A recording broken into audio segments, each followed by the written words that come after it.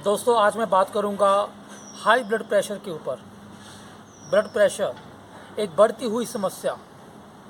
WHO ने blood pressure को एक साइलेंट किलर बताया है, यानी आपके शरीर को ये धीरे धीरे ख़त्म करता है।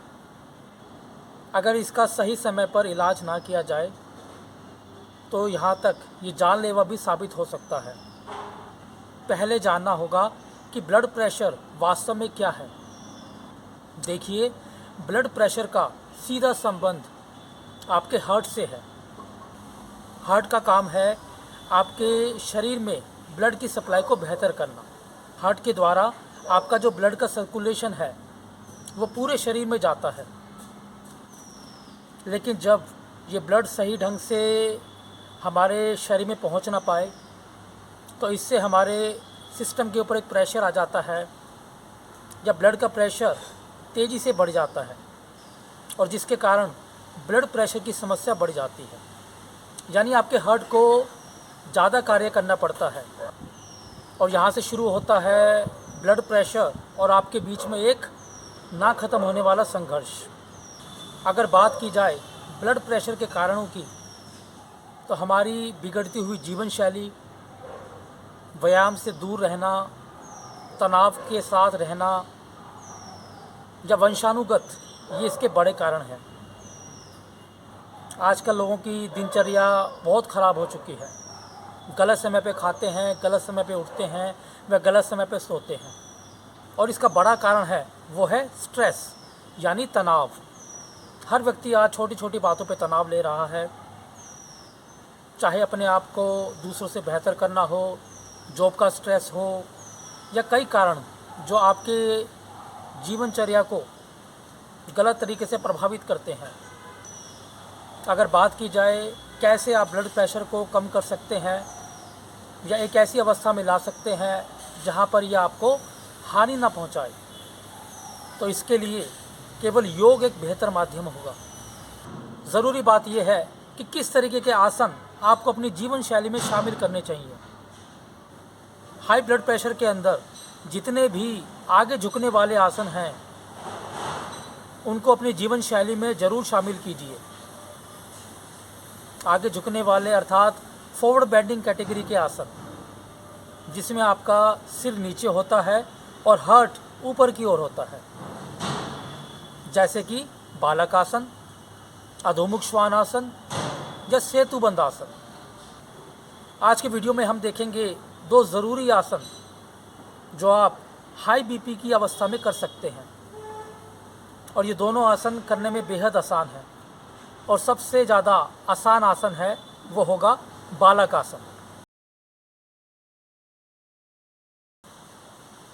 पहले वज्रासन की स्थिति में हम करेंगे बालासन। दोनों हाथ आपके थाइस के ऊपर, गहरा लंबा सांस भरें व सांस को छोड़ते हुए धीरे धीरे नीचे की ओर अपने सिर को ले जाएं।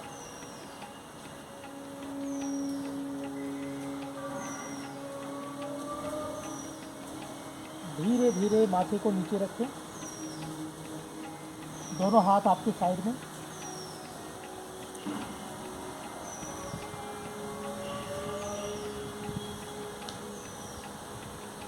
आसन में सांस लेते रहें, छोड़ते रहें।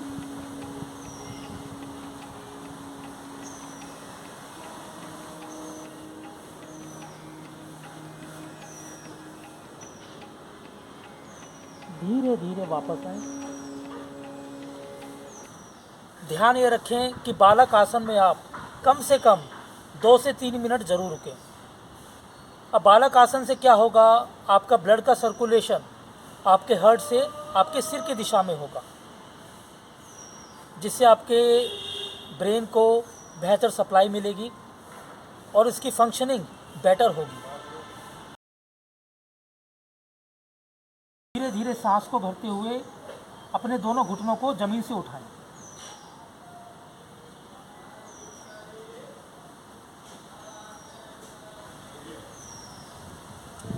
पैरों को सीधा करते जाएं, सिर को नीचे ले जाएं।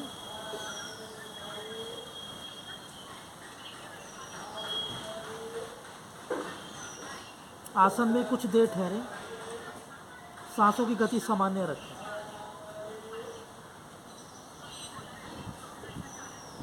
इन दोनों आसनों में आपका हार्ट ऊपर की ओर है और सिर नीचे की दिशा में है, जिससे ब्लड का सर्कुलेशन हार्ट से होता हुआ आपके ब्रेन की तरफ होता है।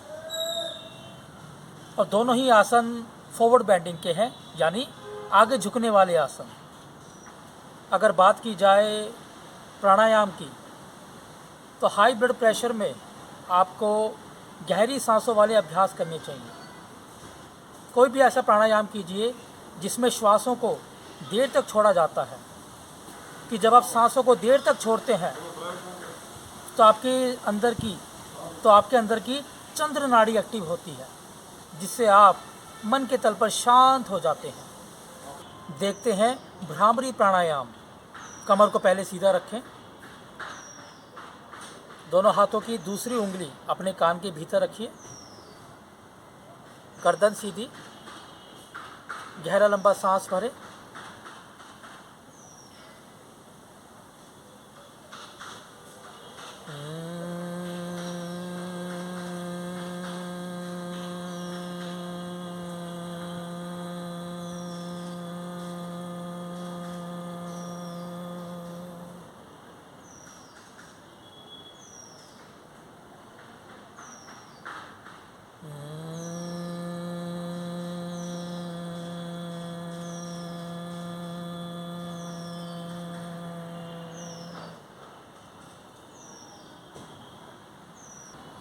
क्योंकि इसमें श्वासों का छोड़ना देर तक होता है, जिससे आपकी चंद्र नाड़ी बढ़ती है और आप जल्दी से शांत हो जाते हैं।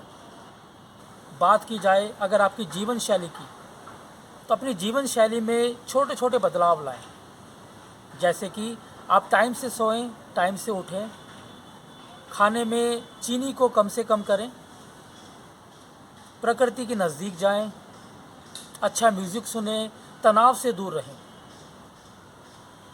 और ध्यान की साधना में अवश्य कुछ समय लगाइए। योग से मेरा नाता बहुत गहरा है, इसलिए योगी होने के नाते मैं यही कहूँगा कि आप योग की शरण में आएँ।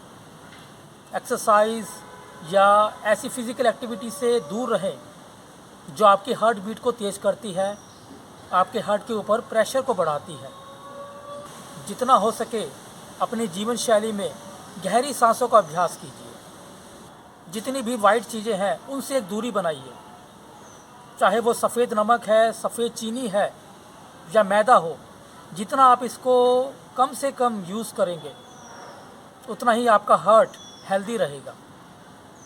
इसलिए मेरा ये निवेदन है कि आप योग की शरण में आइए, ताकि आप आने वाली बीमारियों को पहले से ही दूर कर दें। आज के लिए इतना ही।